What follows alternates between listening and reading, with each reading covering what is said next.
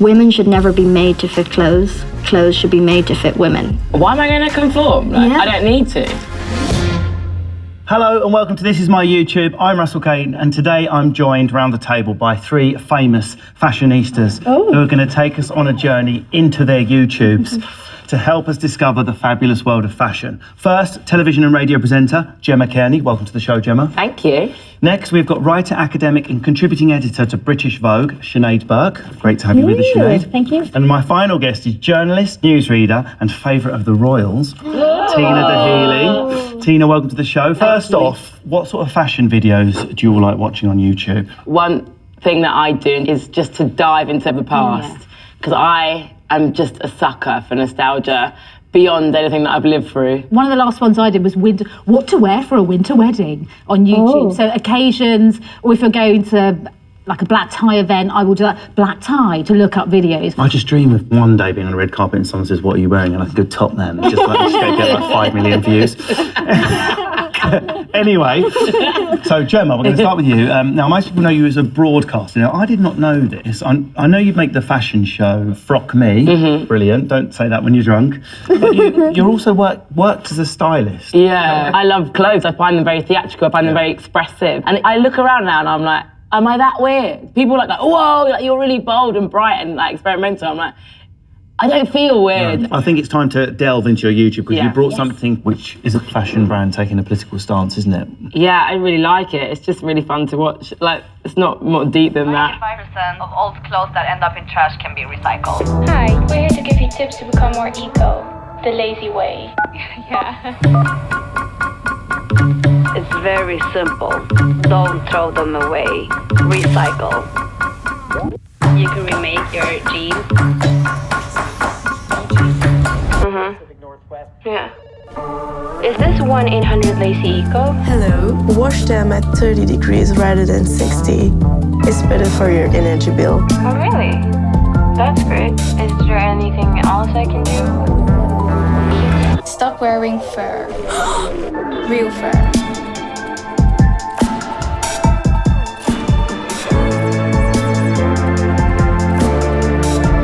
Recycle them at a Monki store. Are you lazy? What is it about that video that makes you want to shop at Monki?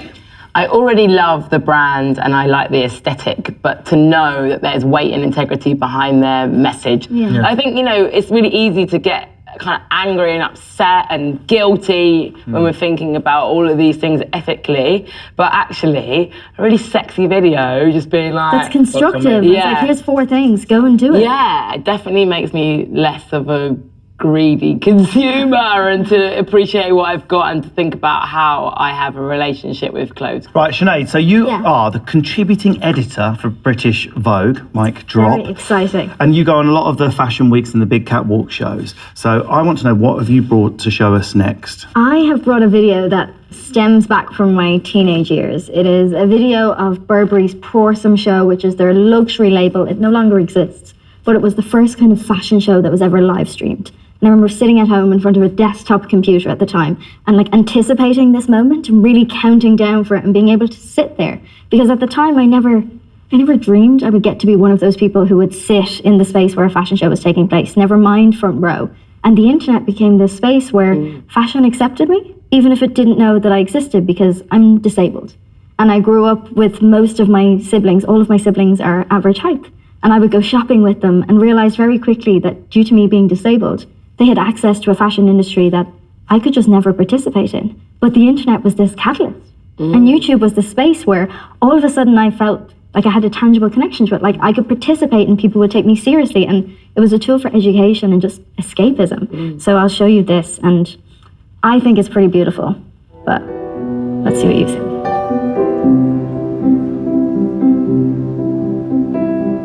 I wanna take you somewhere, you know I care, but it's so cold and I don't know where. I brought you daffodils on a pretty string, but they won't flower like they did last spring. And I wanna kiss you, make you feel alright. I'm just so tired to share my nights. I wanna cry and I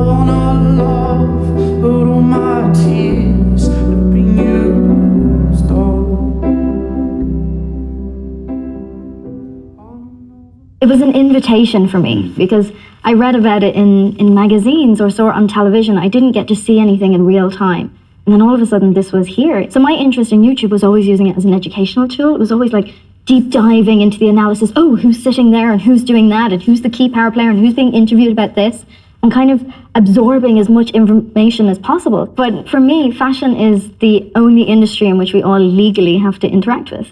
We can't leave our homes without purchasing clothes and putting them on our bodies. Actually, yeah. Yeah. I can't walk out of my house naked. No. I can skip on almost anything else. But if you are an adult, you have no other alternative but to purchase clothes in order to exist in society. Right, so Tina, when did you become interested in fashion, and has that passion changed since you've been in the public eye? So I've had this sort of growing up, loved fashion, but I had these, I suppose, two worlds where my mum, my grandma would always joke and say, your mum would never be seen in the same sari twice, which my mum hates. But I had this world inside my house behind closed doors where we'd have, all these saris that she'd have, richly embroidered, intricate, bright colours, and the contrasting world of just street fashion and culture, Northwest London, Council Estate, back in the 90s, where it was a world of dungarees, shell suits and Reebok classics. So I had these Sounds two... exquisite. Let's go raving. See you at the party. So these two sort of clashing worlds. It's interesting hearing you talk about twin selves and hidden looks, because don't you feel you're in a world that still has that? Because if, say we should get 50 YouTube videos of newsreaders, female newsreaders, there's definitely a look, that's expected. The classic news bob. And I was told to cut my hair when I first started working in news, because people wouldn't take me seriously enough. So now I do push the boundaries, and people send me a message or email the BBC saying, I'm really sorry, I don't want to undermine your ability as a journalist, but where did you get your outfit from? Yeah. And I don't mind that. And I think being interested in fashion and being interested in news and current affairs, they're not mutually exclusive. Yeah. You can do both. You can care about how you look and also be into the news. I think it's a brilliant place to jump into your YouTube video, which is a place to keep an eye out for new trends, isn't it? So this is from the British Fashion Council's channel, and it is street style from London Fashion Week in February.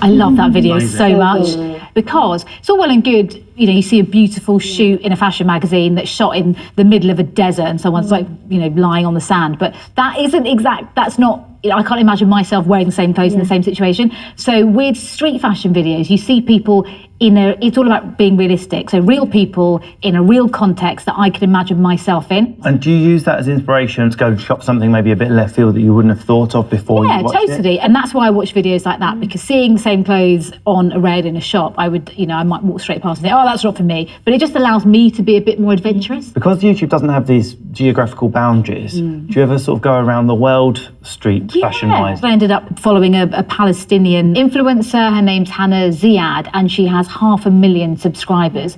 And she doesn't talk about the political situation, what's going on there. It's all about her lifestyle, her fashion. And I love that you can do that on YouTube now. You can go to a different part of the world that wouldn't have been accessible to you before. Or if it is, it's through the lens of a news story or a political situation in somewhere. Right, Sinead, so you already touched on how difficult it was historically for you to buy fashionable clothes. I'm a size 12 in the children's wear department, which is a real challenge, because when it comes to footwear in terms of runners or sneakers or trainers, everything comes with a Velcro strap. I need sleeves altered and cuffs put back on, or I need to make sure that the right number of buttons is proportional for my body length. And it's just about looking at this both as a creative opportunity, as a business opportunity, and just a societal one that we really need to make it reflective. And do you think YouTube has really been instrumental in giving voices to those underrepresented groups? Absolutely. For me, it's been transformative, and there's lots of people that I'm hugely admirable of and have learned so much from, purely because of that platform. That brings us nicely on to your next video, which is someone giving a platform to tell their own story.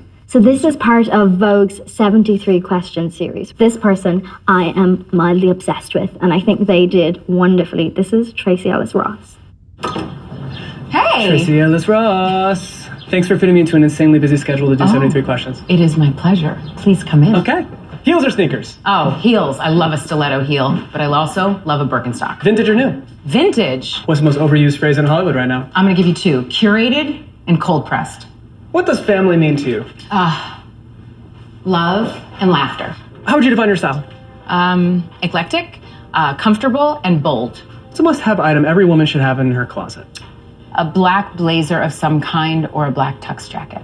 Who do you look up to most in life? Trees. I think they are earthly and ethereal and full of history, and they have a ton to teach all of us. Fantastic. Got over 1 million views that. Yeah. Why is that so appealing? I think there's such an authenticity to it. And what I love most about Tracee Ellis Ross is that she has collaborated with one of the industry's most renowned stylists, Carla Welch, and they have been working together for a couple of years now.